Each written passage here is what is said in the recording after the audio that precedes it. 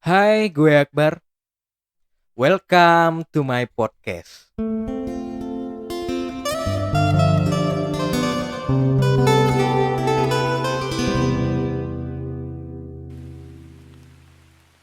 Berdamai dengan diri sendiri.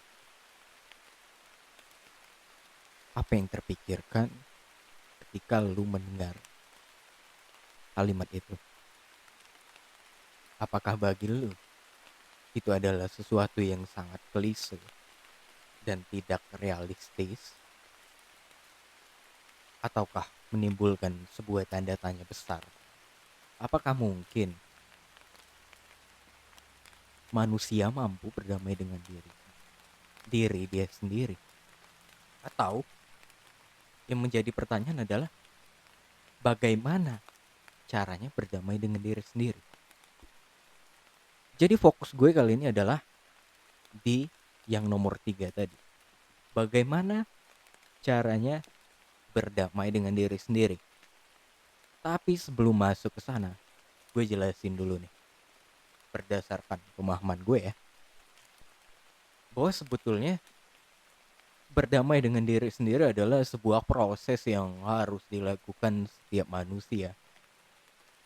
Karena seringkali tidak sinkron gitu ya, apa yang ingin kita lakukan dengan apa yang di pikiran kita gitu. Seperti ada pikiran yang menghalangi gitu. Seperti ada sesuatu yang menahan kita supaya kita nggak keluar atau melakukan sebuah tindakan yang sebetulnya adalah sebuah kebaikan. Kita seperti tertahan. Itulah kenapa kita harus berdamai dengan diri sendiri supaya antara hati, jiwa, pikiran itu selaras. Akhirnya apa yang kita lakukan itu benar-benar flow dan mengalir tanpa intrik dari pikiran-pikiran kita lagi yang berusaha menghalangi. Kenapa manusia butuh berdamai dengan dirinya sendiri? Karena sebetulnya setiap manusia mempunyai beban batin yang kadangkala dia belum bisa maafkan itu. Entah beban batin yang ditimbulkan oleh orang lain gitu ya, atau dari diri dia sendiri, di mana dia membuat sebuah kesalahan yang fatal dan akhirnya dia menghukum diri dia sendiri dengan merasa terus-menerus merasa bersalah. Padahal Tuhan sendiri sudah mengampuni dosa dia, tapi dia yang mengutuk diri dia sendiri. Sebetulnya itu adalah bentuk dari arogansi terselubung, bentuk dari kesombongan yang sangat-sangat halus, di mana kita merasa kita lebih hebat dari Tuhan, dan akhirnya kita berhak menghukum diri kita sendiri. Padahal Tuhan sendiri sudah mengampuni dosa dia. Semua literasi agama menjelaskan bahwa ketika kita mengaku bersalah, mengaku berdosa kepada Sang Pencipta, sebetulnya Tuhan langsung mengampuni dosa kita. Tinggal kitanya, apakah kita mampu mengampuni dosa diri kita sendiri atau enggak. Nah, jadi di sini gue langsung ngebahas aja ya metodenya ya. Bagaimana caranya berdamai dengan diri sendiri? Untuk berdamai dengan diri sendiri sebetulnya dibutuhkan beberapa syarat. Yang pertama adalah jujur. Jujur secara total kepada diri sendiri. Yang kedua, mengakui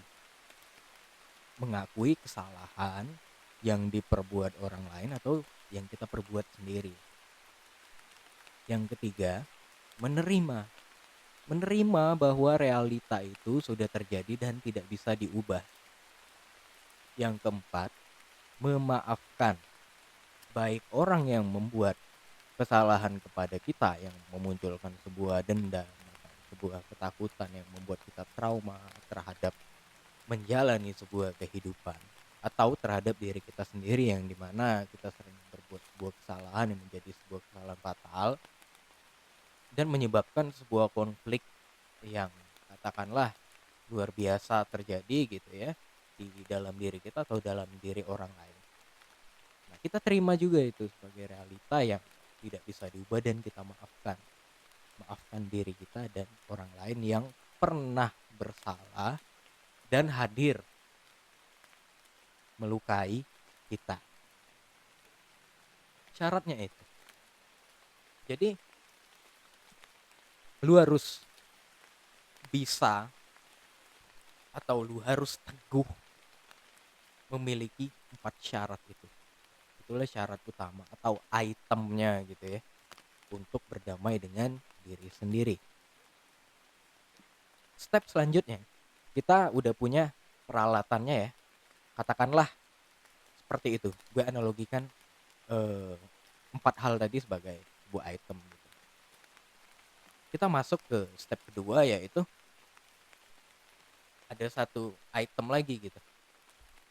Itemnya adalah kita tanyakan kepada diri kita mengapa, untuk menggali kesalahan-kesalahan atau katakanlah beban batin yang belum bisa kita maafkan atau yang belum bisa kita damaikan di dalam diri kita. Untuk mengupasnya itu dengan kata-kata mengapa. Itu diingat ya. Prosesnya adalah ada 2 cara. Kita melakukan beberapa kegiatan gitu ya. Yang pertama dengan meditasi, itu bisa. Kalian pelajarilah mengenai meditasi hening ya. Masuk ke dalam keheningan dan memakai item itu tadi, syaratnya itu tadi ya. Kita menggali memori-memori yang sering terlintas dan membuat kita trauma gitu ya. Kadang-kadang kan kita lagi makan gitu, tiba-tiba keinget seseorang dan kita merasa tiba-tiba ada emosi kebencian yang tertrigger gitu di dalam diri kita. Nah, itu tandanya kita trauma gitu ya. Atau kita merasa takut atau merasa gelisah gitu. Pokoknya semua emosi negatif itu bersumber dari satu kejadian dalam hidup kita yang belum bisa kita terima. Betulnya dari sana. Bisa memakai meditasi. Yang kedua, bisa memakai metode self hypnosis. Jadi untuk berdamai dengan diri sendiri, kita bisa memakai item-item yang digunakan oleh para terapis hipnoterapi ya. Tapi kita gunakan itu untuk diri kita sendiri. Kita memasuki sebuah gelombang yang dinamakan gelombang alfa. Karena gelombang alfa adalah jalur antara alam sadar dengan alam bawah sadar. Dia kayak jembatan ya. Dimana kita masih bisa mengontrol kesadaran, tapi kita masuk ke alam bawah sadar. Ya, memakai gelombang itu tadi. Metodenya adalah alat bantunya lah. Alat bantunya kita bisa pakai brainwave yang men-trigger di gelombang alfa atau backing track atau musik gitu ya. Musik yang bermain di solfeggio frekuensi. Kalian cari tahu deh mengenai solfeggio frekuensi. SOLFEGGIO. Solfeggio, G-nya double ya, kalau nggak salah seperti itu. Nanti ketemu tuh. Frekuensi itu fungsinya buat apa gitu ya. Itu bisa mendukung juga. Nah, jadi kita masuk ke prakteknya. Prakteknya adalah kita harus membuat diri kita menjadi rileks gitu ya. Kalau biasanya meditasi dalam keadaan duduk gitu, kalau self hypnosis biasanya dalam keadaan berbaring gitu supaya lebih rileks. Jadi yang paling works itu sebenarnya kita lakukan ini 5 menit sebelum tidur. Karena secara otomatis ketika kita memasuki sebuah proses 5 menit sebelum tidur, otak kita secara otomatis memasuki gelombang yang dinamakan alfa itu tadi. Kita bisa memanfaatkan itu. Kalau kita belum bisa menghadirkan gelombang alfa itu sendiri gitu loh. Kita bisa memanfaatkan itu. Jadi prakteknya adalah Kita hening, kita rileks, kita sampai di gelombang alfa gitu ya. Ciri-cirinya tuh biasanya telinga kita tuh mulai kayak berdenging gitu ya, kayak ada sebuah frekuensi gelombang "nging", nah gimana gitu ya. Itu tandanya kita, otak kita berada di gelombang alfa atau yang lebih rendah yaitu theta gitu ya, biasanya seperti itu. Nah, ketika ada tanda-tanda itu, ya kita heningkan diri kita tanya ke diri kita, "Apa yang membuatku menderita?" Misalnya seperti itu. Dan, yang perlu ditekankan adalah kalimatnya atau afirmasinya, afirmasi untuk menggali apa yang ada di alam bawah sadar itu tergantung kitanya, tapi intinya tujuannya sama gitu ya. Kalian harus memahami maksudnya bukan bukan mencontoh kata-katanya ya, itu yang perlu ditekankan karena, pemahaman kata seseorang itu bisa jadi berbeda gitu ya. Jadi kalau gue mungkin gue bertanya seperti ini ke diri gue sendiri, "Apa sih yang membuat aku menderita?" Kita ngomong ya sama diri sendiri gitu ya, ngomong di batin aja cukup. Nanti akan muncul memori-memori, misalnya gambaran seseorang di mana si cewek ini pernah mutusin kita, atau ada orang yang pernah ngeroyokin kita, ada figur seseorang yang terus-menerus menyakiti hati kita, walaupun dia sudah tidak ada lagi eee, di sekitar kita, di lingkungan kita gitu. Tapi memori ini masih membekas. Kita kita gali lagi gitu, gali lagi. Kenapa aku menderita karena si A ini? Ada lagi jawabannya, karena dia mempermalukan aku, misalnya seperti itu. Nah, di sini, di dalam proses ini, itulah yang mengapa kita membutuhkan 4 item tadi gitu. Karena kalau kita tidak jujur, kita akan menyangkal itu gitu loh. Kan ada 4 item tadi ya, jujur, menerima, mengakui, dan memaafkan. Ini sebuah proses yang berjalan gitu ya. Kita harus jujur supaya semuanya, semua memori-memori beban batin kita atau trauma atau luka-luka batin itu terkuak secara gamblang gitu, supaya kita bisa benar-benar melihat itu. Kita gali lagi terus ya, misalnya, kayak tadi kan, seseorang ini pernah mempermalukan kita karena dia pernah narik celana kita di depan umum, misalnya seperti itu. Kayak kejadian waktu kita kecil dulu kan sering sering ya bercanda seperti itu kan, tapi kadang-kadang di beberapa orang itu menjadi luka batin gitu ya. Terus, kita dapatkan jawabannya karena dia, narik celana kita dan mempermalukan kita di depan umum. Kita tanyakan lagi, "Kenapa aku merasa terhina ketika celanaku ditarik itu ya?" Misalnya seperti itu tadi. Ada lagi jawaban misalnya, "Karena aku merasa tidak terima celanaku ditarik dan aku diliatin banyak orang dan semua orang menertawakanku dengan begitu senangnya gitu melihat aku menderita gitu. Aku dendam sama dia." Di situ ada lagi akarnya, rupanya kita dendam dengan si orang ini. Kita tanyakan lagi, "Kenapa aku masih dendam dengan si orang ini?" Karena dia itu ngeselin atau apa gitu. Tapi intinya kan, dia mendendam gitu kan, dan jawaban-jawabannya yang mengerucut kepada dendam itu, semua jawaban. Nah, itulah akarnya. Itulah mengapa kita membutuhkan item tadi dan, satu item lagi yaitu mengapa itu. Dia kayak mengupas kulit bawang gitu ya, dengan mempertanyakan hal itu terus-menerus. Ketika alasannya habis, kita dapat akarnya. Kita tahu, oh ini rupanya aku dendam dengan si A. Katakanlah nama si A itu Alek misalnya ya. Si Alek ini gue dendam sama si Alek karena dia pernah narik celana gue. Bayangkan Setelah itu bayangkan si Alek ini hadir di depan kita. Kita visualisasikan atau kita imajinasikan bahwa si Alek ini hadir dengan tersenyum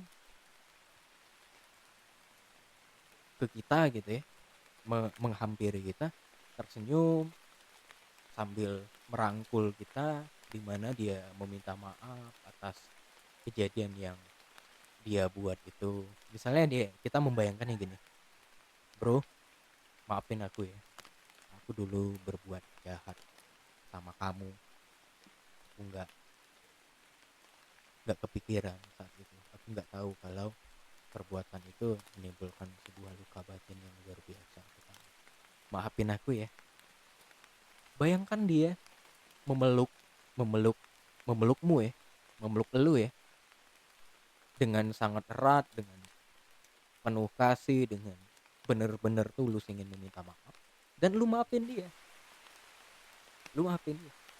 Ya bro, gue maafin, sebenarnya gue sakit banget tapi gue maafin lu, gue terima semuanya yang sudah terjadi itu ya terjadilah, dan lu juga harus minta maaf gitu sama si si Alek ini tadi, sama si bayangan yang lu hadirkan itu ya. Minta maafnya adalah kita meminta maaf karena kita selama ini dendam terhadap dia. Is it, bro, Alek, gue minta maaf, gue selama ini dendam sama lu. Sebetulnya lu kan nggak sengaja membuat itu, tapi gue yang terlalu rapuh dan gue belum dewasa sama sekali saat itu. Gue dendam sama lu, maafin gue karena gue dendam. Bayangkan, rasakan benar-benar seseorang itu hadir di dalam visualisasi kamu. Bayangkan benar-benar rangkul dia erat di dalam visualisasimu. Bayangkan dia benar-benar tulus meminta maaf kepadamu. Rasakan itu. Sampai akhirnya beban batinnya lepas gitu. Dan biasanya ada semacam sebuah kelegaan yang luar biasa gitu ya. Kalau gue pribadi setelah menerapkan itu, gue seringkali nangis gitu ya. Nangis membayangkan hal itu. Gue terharu gitu. Dan tubuh gue ini tiba-tiba rileks gitu. Dan ada juga beberapa penelitian ya secara sains ya, bahwa sebenarnya akar dari penyakit-penyakit yang mematikan, katakanlah kayak cancer, tumor, terus kista atau apalah itu ya, dan segala macam bentuk benjolan-benjolan itu bersumber dari luka batin yang tidak kita bereskan, yang akhirnya terpenjara di dalam tubuh kita, menimbulkan sebuah penyakit sebagai simbolisme dari batin kita yang belum ikhlas memaafkan dia atau memaafkan diri kita sendiri, di mana kita seringkali berbuat salah dan kita merasa bersalah terus-menerus. Itu juga harus dimaafkan gitu. Kalau memaafkan diri sendiri ya kita ngomong sama diri sendiri dengan proses yang seperti tadi ya. Kita memaafkan diri kita sendiri atas kesalahan yang kita perbuat, bahwa sebuah kesalahan itu sudah tidak bisa diubah lagi. Yang masa lalu memang sudah menjadi masa lalu, tidak tidak akan bisa lagi dirubah di masa sekarang. Yang ada hanyalah cara kita memaknainya. Apa yang kita dapatkan dari kesalahan yang kita perbuat? Apakah kita akan tumbuh menjadi pribadi yang lebih dewasa, yang lebih bijaksana, atau kita hanyut dalam rasa bersalah yang tidak berkesudahan itu, yang sebetulnya yang kita ciptakan sendiri. Jadi kira-kira begitu tuh proses berdamai dengan diri sendiri. By the way, proses berdamai dengan diri sendiri akan membukakan sebuah gerbang baru yang nantinya kita sampai kepada mencintai diri sendiri. Karena mencintai diri sendiri itu ada stepnya, ada proses yang harus dilalui juga gitu ya, menurut gue ya. Prosesnya yang pertama adalah berdamai dengan diri sendiri, yang kedua adalah mengenal diri sendiri, yang kedua bersahabat dengan diri sendiri, yang ketiga mencintai diri sendiri. Yang keempat ya tadi ya. Gue lupa nih, gue ulang ya. Yang pertama berdamai dengan diri sendiri, yang kedua mengenali diri sendiri, yang ketiga bersahabat dengan diri sendiri, yang keempat adalah mencintai diri sendiri atau self love. Nah, di situ ada proses dan ada jenjangnya ya. Jadi mencintai diri sendiri itu bagi gue bukan sesuatu yang kayak, oh gue bisa lah, gue nih cinta diri sendiri. Enggak, kita ada prosesnya gitu. Bagaimana mungkin kita mencintai diri kita sendiri kalau kita tidak mengenali diri kita sendiri gitu. Bagaimana, bisa kita mencintai seseorang gitu ya, kalau kita tidak mengenalnya, kan nggak mungkin gitu. Tak kenal maka tak sayang, ya itu relevan lah dengan situasi yang gue bahas sekarang ini ya, dan itu real menurut gue ya. Nah jadi kira-kira seperti itulah proses berdamai dengan diri sendiri dan metode yang gue punya. Gue berusaha membagikan itu, mudah-mudahan bermanfaat buat teman-teman sekalian yang mungkin masih terjebak ya sama beban-beban batin ya, yang memang sebetulnya itu manusiawi kok. Itu sangat-sangat manusiawi. Semua manusia itu punya beban batin kok. Tapi apakah kita ingin membereskan itu atau enggak, itu pilihan kita ya. Dia enggak akan selesai dalam satu kali proses, tidak. Melepaskan katakanlah ego ya, itu sebenarnya melepaskan ego gitu. Sebenarnya yang mendendam itu kan adalah ego kita gitu ya. Nah, jadi melepaskan ego itu sendiri atau mendamaikan ego adalah sebuah proses yang harus kita lakukan terus-menerus. Karena si ego ini seperti debu yang menempel di kaca. Dan itu bertahun-tahun nggak kita bersihkan. Jadi kita nggak akan bisa menyelesaikan itu dalam satu kali membersihkan kaca gitu ya. Kita memerlukan sebuah cairan khusus gitu untuk membersihkan kacanya supaya dia tidak buram lagi, supaya dia kinclong gitu ya. Nah itulah, proses kita untuk mencintai diri sendiri itu. Nanti ketika kita mampu mencintai diri kita sendiri secara benar-benar tulus tanpa ada manipulasi-manipulasi seolah-olah gitu ya, seolah-olah gue udah mencintai diri sendiri padahal belum gitu ya. Nah, ketika kita sampai di titik memang benar-benar mencintai diri sendiri, kita akan mampu membagikan cinta kita kepada orang lain itu secara tulus dan luar biasa. Dan itulah bagi gue ya, ketika gue mencintai orang lain, gue nggak akan berharap dicintai sama dia. Karena gue udah mampu loh mencintai diri gue sendiri. Kalau dia mencintai gue, ya itu bonus gitu ya. Yang gue tahu adalah gue mencintai dia, titik. Dengan mencintai dia aja, gue udah merasakan sebuah kebahagiaan yang luar biasa. Dimana ada keindahan yang nggak bisa gue jelaskan di sana. Walaupun mungkin bagi orang itu kayak bodoh, tolol atau apa gitu. Tapi ketika kita memang benar-benar mencintai secara murni dan tulus, nggak ada lagi yang dinamakan sakit hati.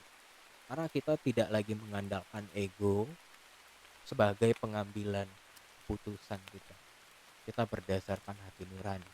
Dan kita tahu hati nurani itu bersumber dari yang maha cinta, yang maha kuasa, bukan ego. Nah itu aja sih yang bisa gue share ya. Balik lagi keputusan teman-teman ya, mau menerima metode itu atau enggak.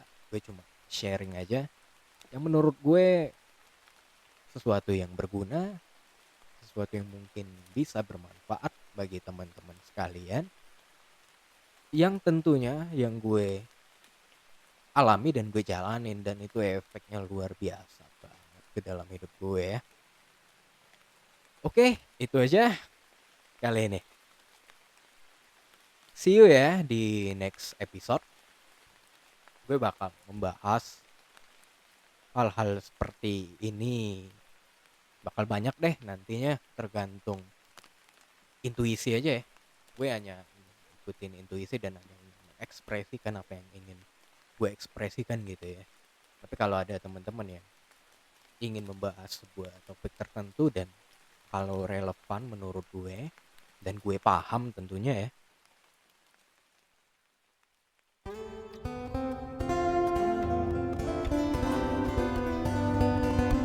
ini opini gue. See you di episode selanjutnya.